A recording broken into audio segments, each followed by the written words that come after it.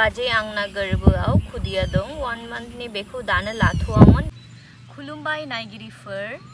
तो दिनैहाय आरोबावनो आं नोंथांमोननि सिगाङावहाय मोनसे गुबुन भिडिअ लानानै फैयो। बेनो जाहैबाय गोबाङानो दाखालि आं जे लास्ट भिडिअ होदोंमोन बे भिडिअआवहाय गोबाङानो कमेन्ट्सआवहाय सोंहरदोंमोन। तो गोबांनि जायफ्रा मिथिनो लुबैनायजों गोबां कुइसन सोंहरदों बिसोरनि रिप्लाइखौहाय आङो बयनिखौबो होजोबनो हायाब्लाबो आं कয়েকजननि रिप्लाइखौहाय आङो होनोहाय आं दानो सानदों।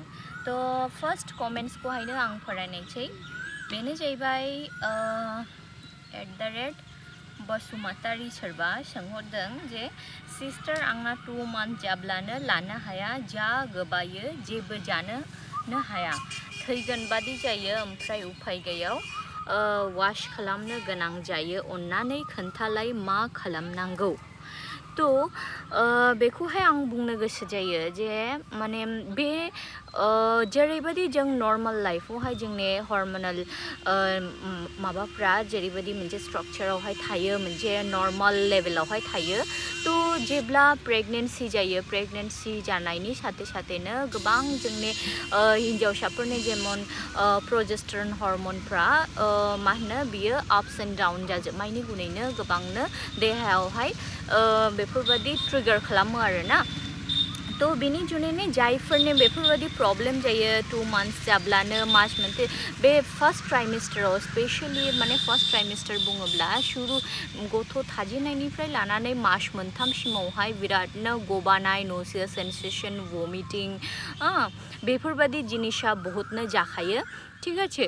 तो बेफोरो एक्चुअली बेफोरखौहाय बेयो नर्माल बयनिबो खेत्रनो माने मेक्सिमाम होननानै बुङोब्लानो 90-95% वुमेन्सफोरनोनो हिन्जावफोरनोनो बयनिबो बे जाखायो प्रब्लेमा।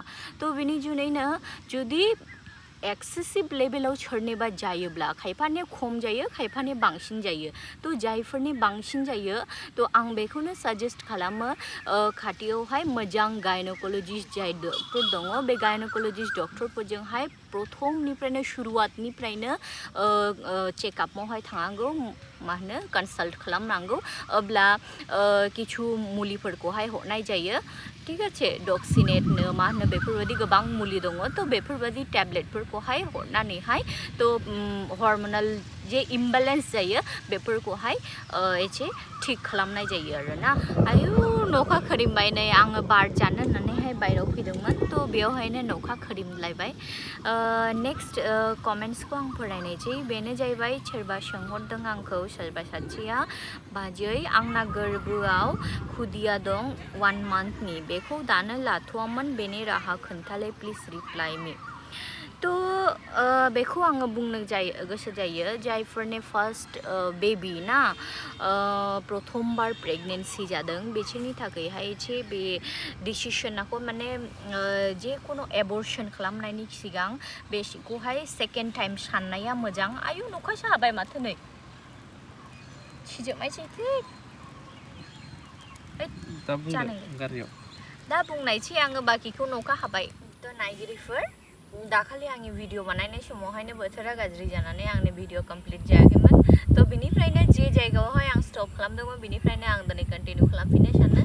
जे सासे आगै आंखौ सोंहरदोंमोन जे मा होनो बाजै आंना गोरबोआव खुदिया दं 1 monthनि, बेखौ दानो लाथ'वामोन, बेनि राहा खोथालाय प्लिज रिप्लाइ मी होननानैहाय आंखौ सोंहरदोंमोन। तो बेखौनो बुंनो सानो आङो जे फार्स्ट बेबी माने फार्स्ट बेबी प्रथम मोनजेनाय गथ'खौहाय गारनो बा एबर्शन खालामनायनि सिगां सेकेन्ड टाइम साननाया मोजां। मानो होननानै बुङोब्ला जेब्ला गथ'खौ गारोना, गथ'खौ गारनायनि थाखायहाय किछु मेडिसिन जानाय जायो, मेडिसिन होनाय जायो। तो बे मेडिसिनफोरखौ इउज खालामनायनि उनावहाय खिन्थु बे गथ'आ सिङावहायनो गोरबोआवहाय थैनानैहाय माने बेखौ सिथारनानैहाय बे मुलिनि ओरैबायदि पावार थायो जे बे गथ'खौहाय डिस्ट्रय खालामो आरोना।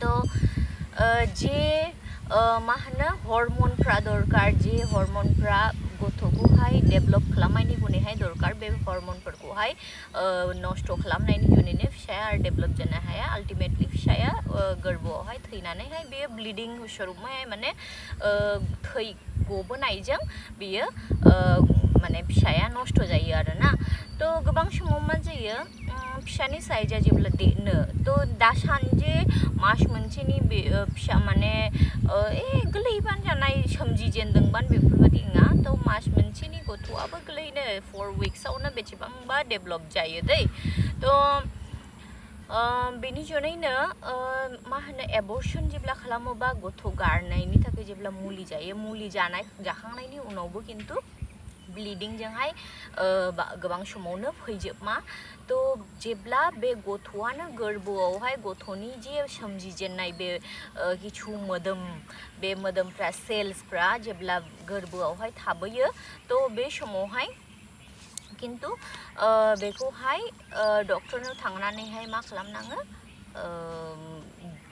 डायलेटेशन एंड क्यूरेटेज जेखौहाय जों बुङो ना एबर्शन खालामनाय तो बेफोरबायदि अस्ट्रफोरखौ यूज खालामनानैहाय गोरबो सिङावहाय बेखौहाय क्लीन खालामनाय जायो आरोना माने मोजाङैहाय फोसाबनाय जायो तो बेफोरबायदि जेब्ला अस्ट्रखौहाय व्यवहार खालामो अस्ट्र व्यवहार खालामनाय समाव बे अस्ट्रआ किन्तु धार गोनां नालाय तो गोरबोआवहाय फुटनाय समावहाय माने हद्रनाय समावहाय किन्तु अनेक समायावहाय सिङावनि गोरबोनि जे लेयार माने जेरैबायदि जोंनि मोदोमाव थाखो लेयार दङ तो बेफोरबायदि गोरबोआव थानाय इउट्राइन लेयारा किन्तु अनेक समायावहाय रापचार जायो बा मा होनो बियो इन्जुरि जाबोयो तो बेफोरबायदि इन्जुरि जानाय समावनो गोबांनि माने इम्पर्टेन्ट जे भेनफ्रा मा होनो गोरबोआवहाय माने थायोना बे भेनफ्रा रापचार जायो बा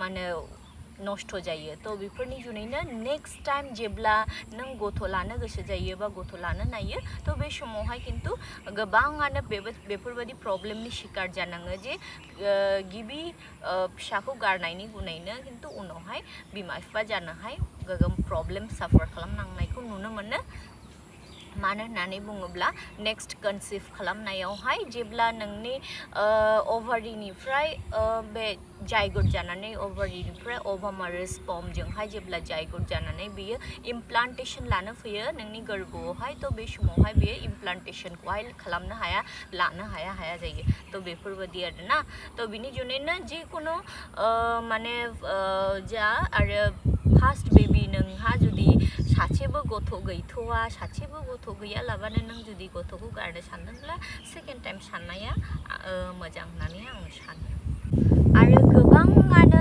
ANM GNM BSc बेफोरबायदि फरायनायनि नार्सिंनि फरायनायनि बागैहाय सोंहरदोंमोन तो भिडिअ गोलाव जायो बे चेनेलावहाय बिनिखायनो आं भिडिअखौ एसेयावनो दोनथ'नानैहाय आंनि नेक्स्ट जे फरायनायनि सोमोन्दैहाय जायफोरनि क्वेरि दङ बिसोरनि माबाखौहाय रिप्लाइखौहाय आङो आंनि हिन्दी चेनेलावहाय आङो हैनायसै बयबो जायफोरनो इम्पर्टेन्ट सानो जायफ्रा नायनो गोसो थांनानैहाय हिन्दी चेनेलावहाय नायहैदो बेखिनियानोसै थेंक इउ भेरि माच फर वाचिं लव इउ अल गोजोन्थों